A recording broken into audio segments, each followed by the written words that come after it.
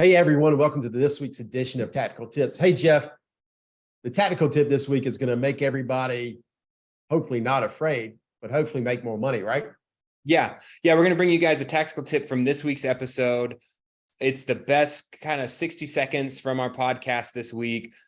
And as always, this is brought to you by Neo. Neo is a great underwriting tool. If you're in the buy here, pay here space and you're not using some sort of an underwriting tool, I would definitely recommend you guys look at Neo. It formalizes the process, it streamlines your application process, and it gives you impartial scoring, right? It doesn't matter if your underwriter's feeling good that day or if you're in a good mood or a bad mood. It's impartial. It's impartial, and you probably can throw away your CRM. It's got such great back-end reporting. We're just diving into that now. It's something that's going to save you money. It's going to make you money. And you need to be using it anyway. So check out Neo and then check out this week's tactical tip.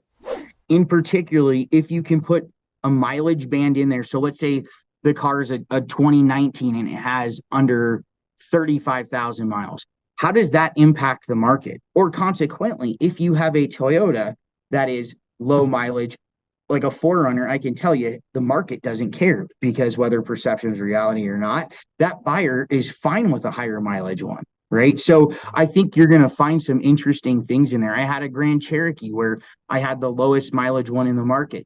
That car had a 30-day turn rate versus 90 with the average market miles. And then that only got exponentially higher as you went over, the market average for miles. So I'd encourage people to look at that. And then the other thing that, I wish I had some software development capabilities.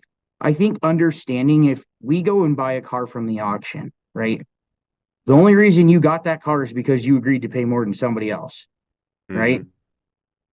So what does that car do for you? And I think looking at things as a little bit more of a holistic score. So what is the probability that you are going to sell a warranty on that car? So I have taken my dealer track data, exported it, and I'm looking at 3 years of data.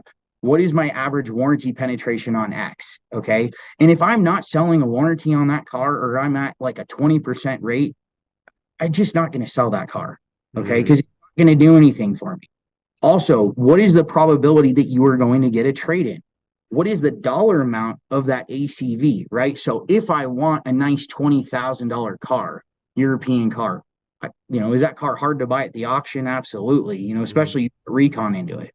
So if I stock a $40,000 car, am I going to get that $20,000 car, right? So I think that we have to start looking at these P cars as sort of a means to an end versus necessarily, okay, well, can I buy a car and can I have a $3,000 or $4,000 margin on a P car at the auction? That's pretty tough.